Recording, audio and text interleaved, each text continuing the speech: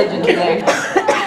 Well, you know what? I was thinking about what to talk about today, and I thought because Richard Dolan is coming this afternoon and going to be talking about ancient aliens, I wanted to talk about aliens in the Bible.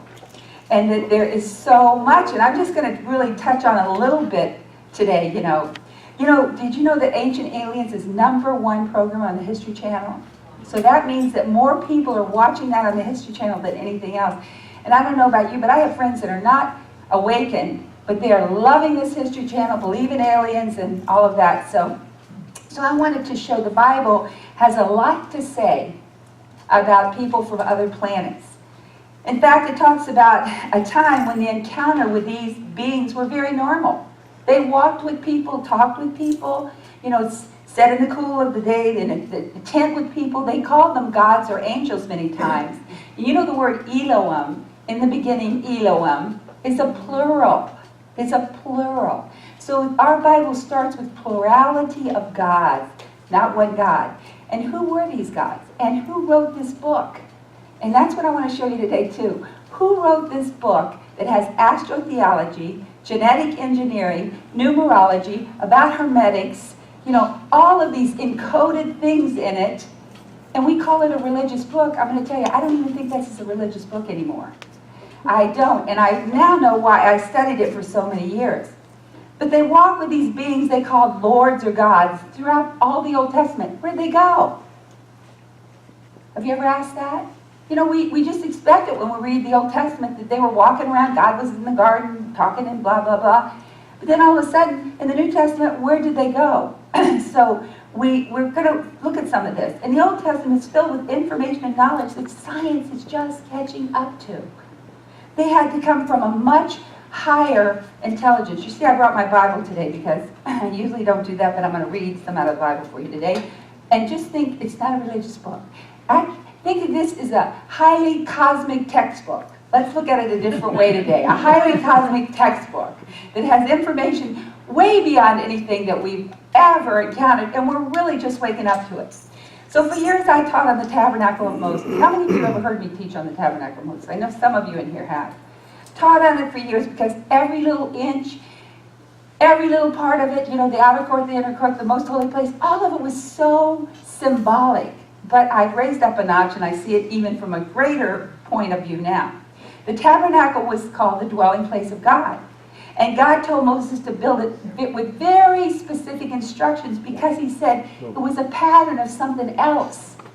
He said, you're going to build this because it's a pattern of something else. Well, what was the pattern of? Well, I could see that I can go back to the pyramids and there's, the inner king's chamber is the same dimensions as many parts of the tabernacle.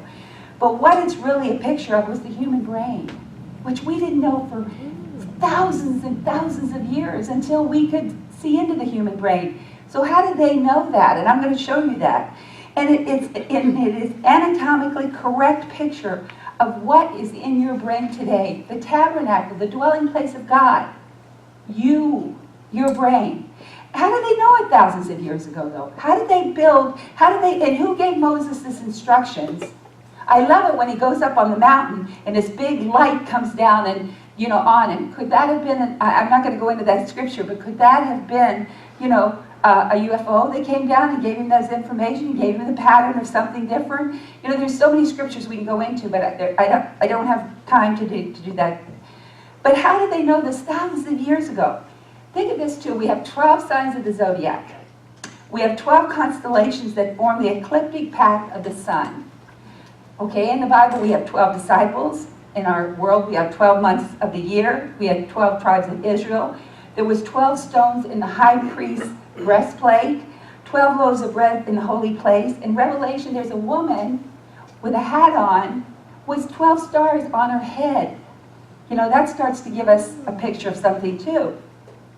So according to Stedman's Medical Dictionary, now listen to this. Every single one of us, have 12 nerves in the human brain. 12 nerves. Goes all along with this numerology. So we begin to see a connection between the brain and these biblical allegories. Because do you know in the old mystery schools, they used to hang up a picture of the body, the human body, and they begin to teach the cosmos through the human body. because we are really created in the image of the cosmos. The division where our organs are has to do with the divisions of the planets, everything. So incredible. So in 2 Kings we read about, I'm going to talk about the first alien abduction. It's right here in the Bible, so I'm going to read it about to you. So in 2 Kings we read about two guys and they're walking along, Elijah and Elijah. They're just walking along, and they're talking about all this stuff. And something all of a sudden whisks out of the sky, and one of them whisked him away. And the other guy's standing there. What happened to him? It whisked him away. Let me read it to you. It says in 2 Kings 2:11, and it came to pass that as they still went on and talked, behold, there appeared a chariot of fire and horses of fire, and parted them both, and both cast asunder. And Elijah went up in a whirlwind to heaven. Now, I used to read that for years.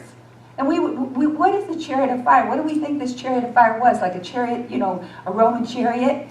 Or could it have been a UFO that came down and just began to whisk him away? And I'm going to give you some words that maybe will make you think that.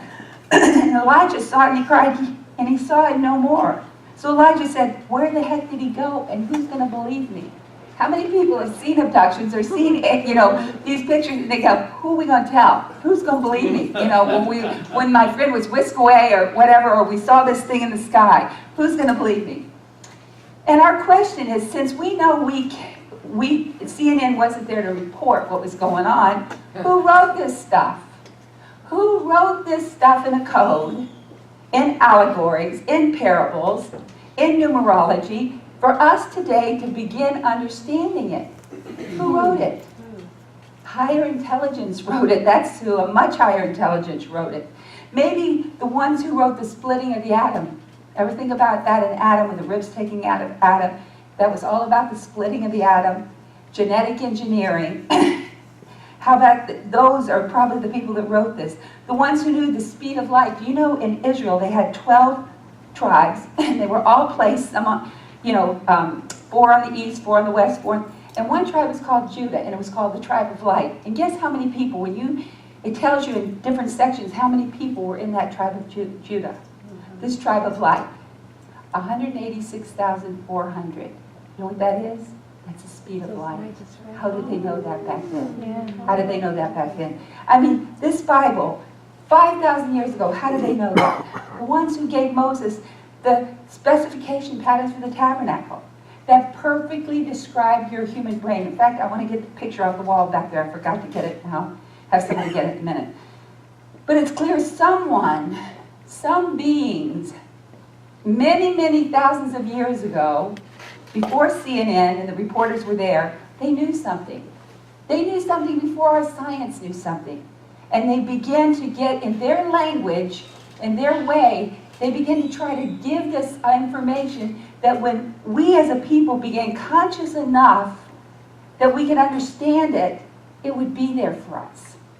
You see, we read this Bible. The Bible says plainly, if you read the Bible literally, you're going to die. It's going to bring death. It says it. The letter of the law kills. But it says the Spirit, if you can read past the letter and begin to see the allegories, the codes and all of those things, it brings life. And it brings eternal life. So when we begin to see this in a different way, so it's clear someone with an intelligence way beyond our own knew we would finally be able to begin to decode this book, this cosmic instruction book that is not religious. And I know I could be in many places today that I probably would get a few tomatoes. You know how they used to throw tomatoes, because if I was up the street talking that this is the cosmic instruction book, they wouldn't listen, but I got you guys here that's going to listen, so it's good. But so they knew that we'd be here decoding it. So in 2 Kings in verse 11 and 12, all of a sudden Elijah is taken up in this chariot of fire in a whirlwind to heaven. And we just read it, we just think this chariot came down, and took him up. But there's more to it. I begin to see that this is a metaphysical book. It's like an onion. You begin to peel it, and you begin to see there's so many layers to it. And his friend was dumbfounded. Where'd he go? What happened? And who am I going to tell him what's going to happen? Thinking, okay, where did he go? And who's going to ever believe that this chariot of fire came down and took him up? So it's right here in what people say, the Word of God. Here it is. something with fire, lightning and fire came down, picked up this guy, and took this guy back up into the sky with him. So let's look at the word whirlwind and a whirlwind. In Wagner's dictionary, it's defined as a moving atmospheric vortex. So out of a vortex came this UFO who took this guy up in the sky, right in the Bible. So a vortex, you know what a vortex is? It took this guy right up in the sky. So let's go back to the construction of the tabernacle. I want to bring in the brain a little bit more, which is the dwelling place of God. Remember, where did he dwell? He dwelled on the mercy seat between the two cherubims, didn't he? How many of you have ever read about the tabernacle? So I see if anybody, well, a few people. Well, the tabernacle was a very important part of the Old Testament. They would disassemble it, take it wherever they went, where they were going through the desert for all those 40 years. They would pack it up, then they would bring it, and if you touched the Ark of the Covenant, you would die, because the Ark of the Covenant was very sacred. So it was made of this gopher wood, which was really a picture of us, but it was gold inside and outside, and on the top of it were these two archangels, cherubims, that faced each other, and I'm going to show you that that's also in your brain. So the Bible says God dwells in a building not made with hands. So what other temple is there that's not made with hands? Who knows where's the temple? Exactly, your temple, not made with hands. He said, I'm never going to dwell in a temple made with hands. I'm going to dwell in a temple that's not made with hands. And that's your head. And in Exodus 25:8 it says, let's make them a sanctuary that I may dwell among them. And he said, I'll give you the instructions after the pattern of something else. You know, when you make a dress, when you have a pattern, it's not the real thing, is it? Pattern is just a pattern. What the real thing is the dress. So this tabernacle wasn't the real thing. This tabernacle was a picture for you and I today of something different. And what it was really our brain. It was a picture of God's dwelling place that existed someplace else. And that someplace else is in you. Could somebody just get me, there's a picture of the brain with the two cherubims. It's right on that wall where we're going to have the potluck. It's the first picture, I think. Just grab it. I meant to grab it. So inside your brain, the holy place, inside the tabernacle, there was an outer court. Then there was a holy place. And then between the holy place and the most holy place, there was a veil. And only the high priest could go into the most holy place. And that's where the Shekinah glory, perfect, thank you so much. That's where the Shekinah glory came down. And what it was the place where God and man were one, that most holy place. So in your brain, the Dura Mater is called the hard mother, part of that would be the holy place, just like in your brain. And the Pia Mater is called the tender mother, where the Holy Spirit dwells. And this is the innermost holy place, but it's divided by something called the arch noel. And what that is, it's a veil or a curtain. So there's the web between the Dura Mater and the Pia Mater, which is pictured in the veil separating the holy place from the most holy place, where divinity dwells within you. So what I wanted to show you was, really you can't see it on this one, but there is a small veil between the two parts of the brain. And also you can see the cherubims on top. This is such a small picture. I should have made a bigger one. But you can also see the cherub on top. And what God says in Exodus 25, he said, I will meet you on top of the mercy seat between the wings of the cherubim. So where does God meet us? Right up here in our temple. And that section is that veil. And what happened when Jesus Christ was crucified, which I'm getting ahead of myself. The veil in the temple was rent from the top to the bottom. Hello.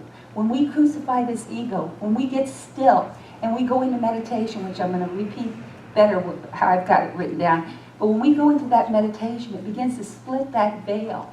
And we're able to enter into that most holy place where we can commune with divinity.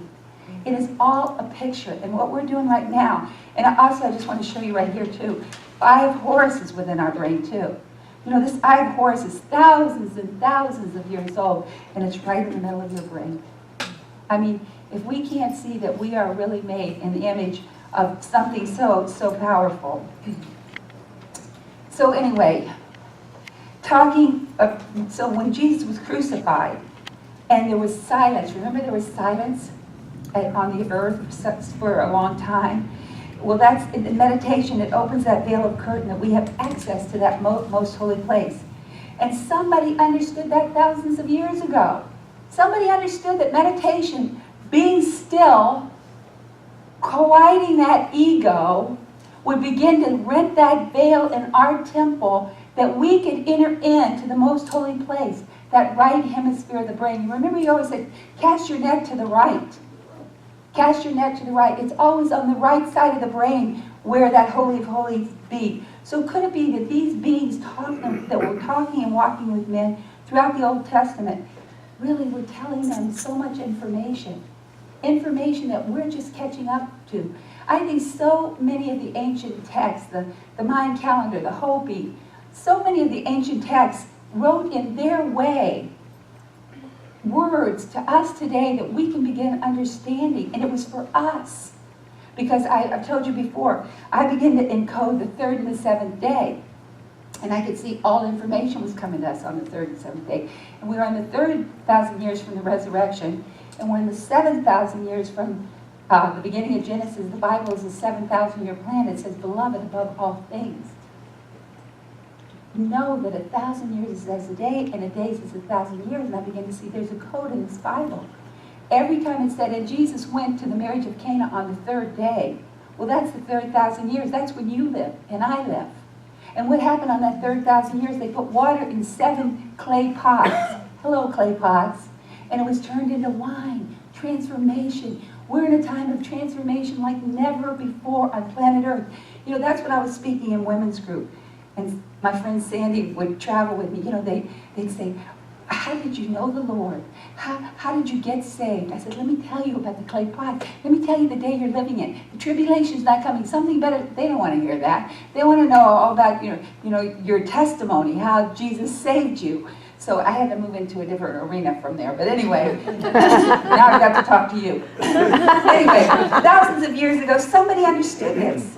And these were the beings that knew, they walked with men, and they knew that this tabernacle, that they gave specific instruction to build this tabernacle so we'd understand ourselves. So we'd understand where God dwells in us, how to commune with divinity within ourselves. It was always a picture.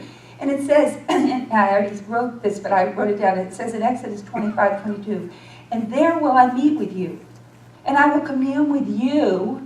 Between the 2 cherubims are over the ark of the testimony, all things which I will give you, everything. It says, all things I'll give you. Where? When you get still and you commune and you develop through meditation, going in and splitting that veil and communing and going into that right side of the brain. Divinity says, there's our community with this. So here's the 2 cherubims right in your temple. On your mercy seat, the place you begin to forgive yourself. This is not a religious book. It's a psychology book. It's a science book. It's an outer space book. And I'm wondering, I had a guy call me about 2 weeks ago, and he said, listen, I teach about aliens in the New Testament. Would you be interested? I said, I'd be very interested. He's going to come in January. I said, I've never really studied them in the New Testament. He said, I've been teaching all over, and he was telling me, this and that. He's going to come up and meet me, come in January. But we're waking up. We're waking up that this book that has killed, look at the wars that have been fought over this. Look at the deaths that have come over this. Because I'm right and you're wrong. If you don't do it my way, let's fight and kill each other. But if we could understand this is not a book for one religion, not just Christianity. This is a textbook for life. This is a textbook for ascension. This is a textbook for us to really begin to awaken and see what's within us and what we can do. It would change everything. We've been robbed of the truth. We have been robbed of the truth because we've taken this literally. So anyways, it's telling us that these 12 nerves of the brain connect us to the universe. So when we meditate, we can commune not only in our higher selves, but we can commune with the energies of the zodiac and the path energies of the sun. We can get into those energies. It's like what connects us.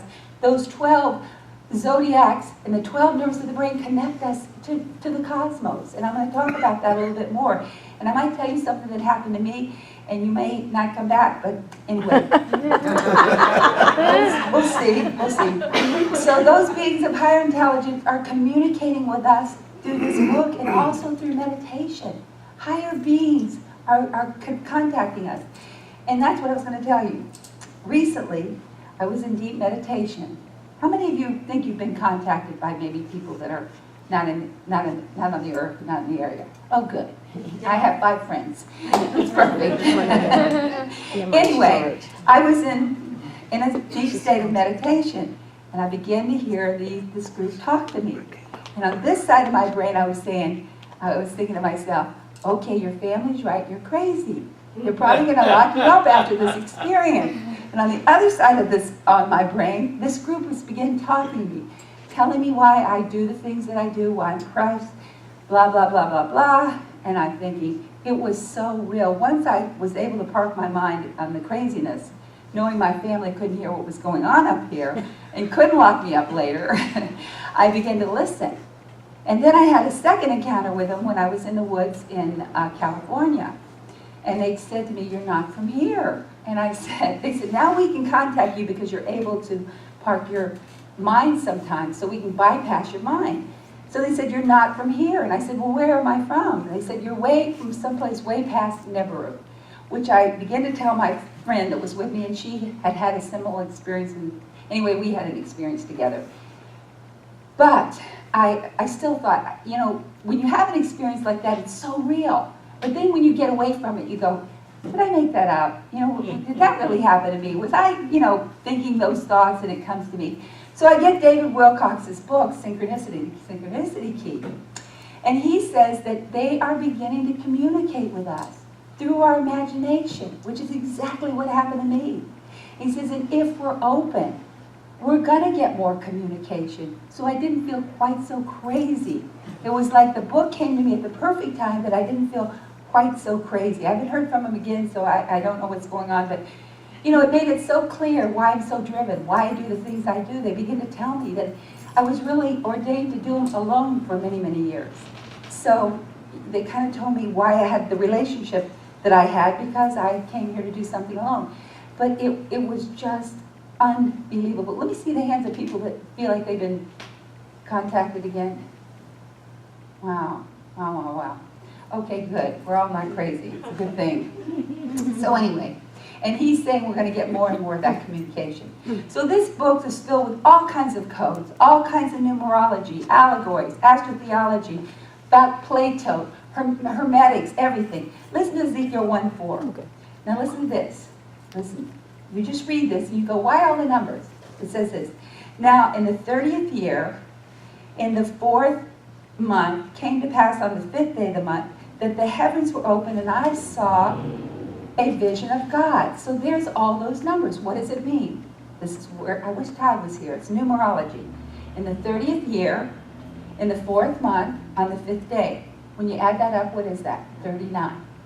And as Todd would say, you add 3 and 9, it equals what? 12. 12. Governmental perfection. This is a picture of us reaching perfection. The number 12 shows up and it connects us back to the universe, back to the nerves in our head that we can communicate with the universe, with the cosmos. We have that ability because of what's in our head, and about an intelligence that can communicate truth back to us and wake us up. I mean, you ain't going to hear this every place. That you can communicate with the universe, with the cosmos. That because of those 12 nerves and the 12, zodiacal signs and all of this stuff, and the 12 months it takes that sun to move, that we can communicate, that we are wired, we are created, we are put in this, we are really the pattern that the tabernacle was made after. We're the real thing. That was the pattern. And that we can communicate with the cosmos. And help us waken up, and it will open our vision to divinity within ourselves. And in verse 4 it says, and I looked, and behold, a whirlwind. Here we see that whirlwind, or a vortex again, came out of the north, and a great cloud, and a fire unfolding itself, and brightness was about it. And out of the midst thereof, the color of amber, and out of the midst of the fire. So here we see another vortex. What was it? What was this vortex? Could this be a report of a UFO coming down? You think this could be a report? I do. You know, we used to read this all literally and everything. But what if the Bible's trying to tell us that these people were visiting all the time, coming back and forth all the time? You read so many books now and you know that's true. For us today with a higher intelligence so that we can know they really exist. Remember when we got the story of Jesus' crucifixion?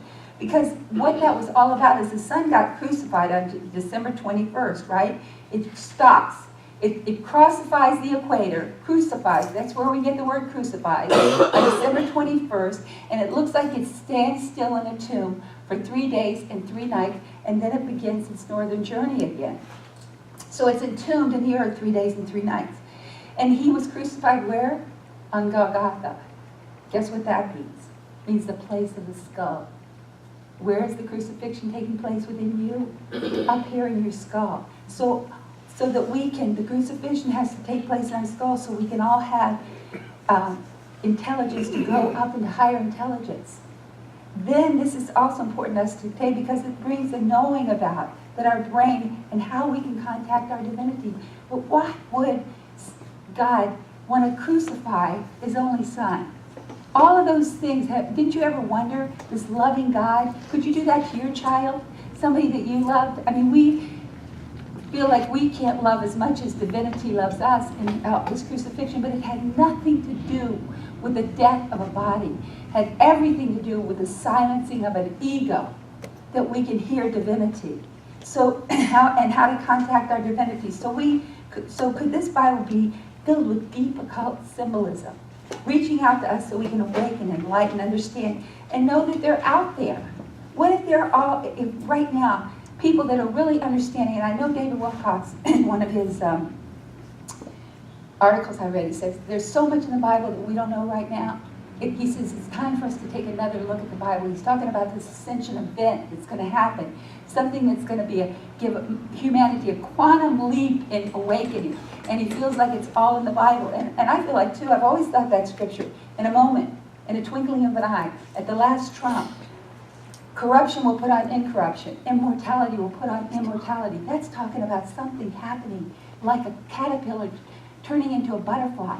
That's talking about something in a moment, in a twinkling of an eye. What a twinkling of an eye means, a jerking of a head. When we just begin to get another vision of something, there's an event that's going to take place in that moment. Corruption, death is going to put on incorruption. That's impossible. No more corruption. Immortality. Mortality is going to put on immortality. Living forever without going through the shadow of death. We're talking about things that are going to change everything on planet Earth and how we believe, how we think, how we live our lives. It's happening. And it's going to happen. I look now why I studied this book for all those years, because I always tell this story. When I begin to get metaphysical friends, they say, and what do you do? And I say, well, I teach the Bible. And they go, the shade would come down and they would walk away and I would lose a friend. They don't want to hear about the Bible because people have been beat up by the Bible. But now when I say I don't teach the Bible, I teach a cosmic instruction book. It's going to change everything. So anyway, so also guess what the word Mount Calvary means? In Latin, it's the word C-A-L-Y-A-I, which comes from the Greek word crania, meaning the cranium or the skull. Where was he crucified? On Mount Calvary, in the skull. You think there was really a crucifixion? No. I don't think so. I think these are all allegories. And you can have your own picture of that. But I don't know a divinity that really does that. So some higher intelligence is telling us as we separate from the thoughts in our skull, it causes the life energy through the solar plexus to rise out of that tomb and begin to sit on the right hemisphere of the brain. This is scientific stuff. This is not religious stuff. So this is the crucifixion of the brain, the lower carnal mind, or left hemisphere of the brain, symbolized by Jesus, who is crucified in meditation by absence of thought. The higher, which is Christ, might sit at the right hand of the Father, which is the right hemisphere of the brain. Why do they always say, and he says at the right hand of the Father, or cast your net to the right? Because it's all about the right hemisphere of the brain. It's all about this hemisphere of the brain where we connect the most holy place. And when that veil is rent, both of those brains are going to become, that's going to be the sacred marriage, that they're coming together. So the entire Jesus story holds a cult meaning, and it plays itself out mystically in each one of our lives. You're going to have a crucifixion. I have a crucifixion. It's playing out. Who wrote it? Who wrote it? So symbolically. Who did it? We did. Or some higher intelligence that came from somewhere else came and included it all in this book and in many other books too. I'm not saying this is the only book. And I'm going to show you how this goes totally along with the Emerald Tablets. But let me get to Ezekiel now. I'm going to show you some UFOs real quick. Got a couple more minutes. Ezekiel 1:4. Okay, I was going to write it. It was too much to write. Okay, now it came to pass in the 30th year, in the 4th month, which I've already showed you was the number 12, 5th day, that the heavens were open and I saw a vision of God. And then in verse 9, it says, the wings were joined. Verse 4, and I looked, and behold, a whirlwind came out of the north, a great cloud, and a fire enfolding itself. So here's this whirlwind whirling around, and brightness was about it. Out of the midst of it, the color of amber, and out of the midst of it, fire. So here's this fiery thing whirling around in heaven. And then it says in verse 9, their wings were joined one to another. They turned not when they went. They went everyone straight forward. And in 11 it says, there were faces and there were wings that were stretched upward. 2 wings that every one joined one another, and 2 covered the bodies. And then in 13 it says, as for their likeness of the living creatures, now listen to this, their appearance was like burning coals of fire. And what they're talking about, the likeness of the creatures, is the ship. Whatever this ship was, the likeness, it appeared like burning coals of fire, and like the appearance of lamps, and it went up and down among the living creatures, and the fire was bright, and out of the fire went forth lightning. And when we hear of sightings, what do we hear? Like lightning through the sky, don't we? We hear of these bright, bright lights, and they whip through the sky. And then in 14 it says, and the living creatures, the crafts, ran and returned as the appearance of a flash of lightning. And in verse 19, I'm just skipping some of these, let's see. And when the living creatures went, the wheels went up with them. In other words, the landing gear, when they started to go up, the landing gear went up with them. And when the living creatures were lifted up from the earth, the wheels were lifted up too. So they all lifted up, and the landing gears lifted up, and up they all went. And then in 24 it says, and when they went, I heard the noise of the wings, like the noise of great waters, as the voice of the Almighty, the voice of speech as the noise of the host. When they stood, they let down their wings. So when they came back down, they let down their landing gear. I mean, this is all about, what is this describing to you? What do you think we're hearing about here? We're hearing about spacecrafts coming from heaven, landing down, putting their landing gear down. And when they lift up, they take up their landing gear with them. Now let's see the beings that come out of the ships. Ezekiel 1:5.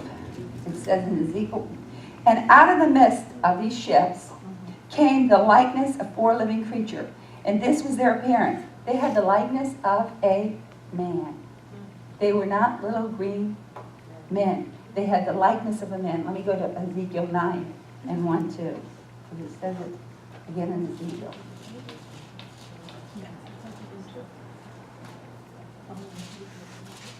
In Ezekiel 9, he cried in mine eyes, and a loud voice caused them, wait a minute, I want to use, verse 5. And to the others he said, mine hearing, go ye after him through,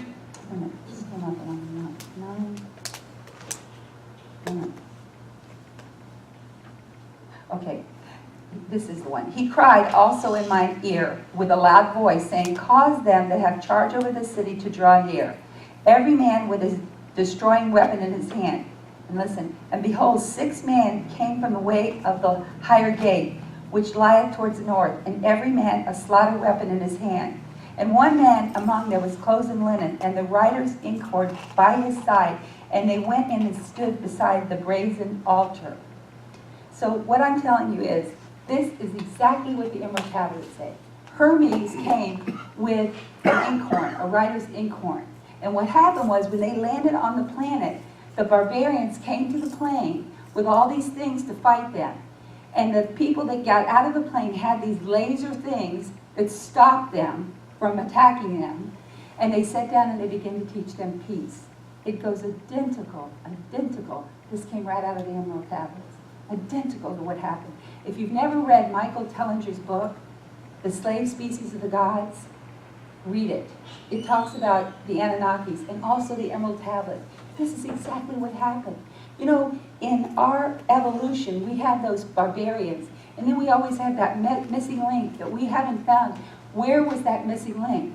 Well, the missing link was when these guys came down and they began to do genetic engineering and create, you know, it says the sons of God came and saw the daughters of man were fair, and they had intercourse, and they mated with them, and they began to have children. So what we had were these hybrids. Have you ever seen the first pharaohs of Egypt, their heads? Yes. How they're all elongated heads? Well, they were hybrids. You know, where did we come from? What happened to that link, you know, that we don't know about? They don't talk about it. See, the Bible talks about those things. So this is identical to the Emerald Tablets. Let me just see what else I got here to say. This is a description of Hermes. And the same story that we looked at in Ezekiel 10:1. Let me just get that one. It says, "And then I looked, and behold, in the firmament, in the sky, that was above the head of the cherubim, there appeared above the head of it was a sapphire stone as the appearance of the likeness of a throne." So we see these UFOs were introduced to the tabernacle. They were calling them these cherubims. So what we're seeing is not only the cherubims in us, but they're also in others. What it's really telling us. So we're seeing occult descriptions of cherubims in the tabernacle and cherubims in our mind. And in verse 2 it says this.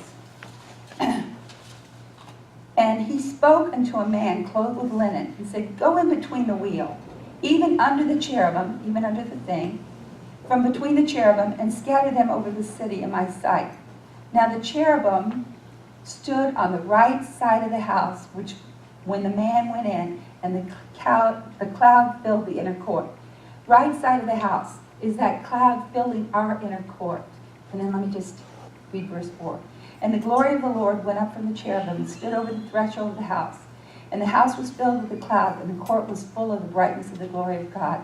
And the sound of the cherubim's wings was heard even to the outer court, as the voice of the Almighty God when he speaketh." So what we're seeing is that when we really understand this, when we really understand that we're one with all these beings, we're getting this picture that it's not only just inside of us, but it's inside of them too. And what we're doing is bringing this all together to know that we are interconnected with all.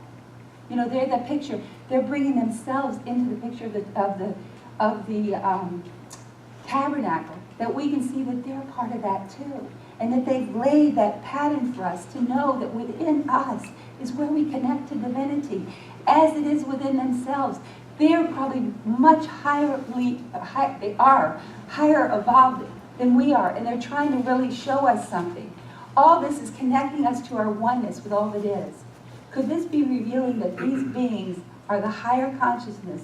They know who they are already, and they know we're one, and they're helping us awaken to our oneness. Not only with each other, not only inside of ourselves, but our oneness with our brothers and sisters, our cosmic neighbors. Something big's happening.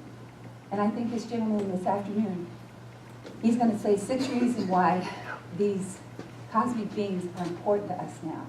But we're seeing they've left us a message right here in the Bible. And there's so many more scriptures. I couldn't go through all of them. You know, one time Daniel wants to bring a message to the earth, and he had to have this war in heaven for 6 or 7 days. Who was he warring with before he could get the message down to the earth? I mean, there's so many scriptures talking about beings from other planets. I could go through tons of them. But I just wanted to lay a little foundation. And they look like us. I'm sure there's many other breeds, but they look like us. But the Bible is full of it. We are on the pivotal point of understanding things that people have dreamed about. And I can't wait. I hope all of you are going to come this afternoon and hear this guy. He flew in from Europe yesterday. He's been speaking in Europe, and we waited till today because I know he was going to be exhausted, but they say he's like a wealth of information. But just begin, how many of us are open to getting messages from beyond? How many of us know that we've got the nerve center, that we can connect with the cosmos and hear those messages? That we have antennas inside of us. You are created so magnificent. And you know why we haven't done it? Because we didn't know it. And now when we begin to see these potential and possibilities, we're going to be stepping out in it. You're the ones. You're the ones. And just remember, pick up the Bible sometimes. Look at some of these things. And know, this is not a religious book. If it was a religious book and it really had the secrets, we'd have peace in the world today. But what do we have? War, turmoil. Because this book has brought that. Because it's been misunderstood. This has the secrets of the ages in it, just as the Emerald Tablets do, just as many other books do. And it's a cosmic instruction book for you and I. And you, just like I heard a message, I'm not from here, hello, neither are you. So it is.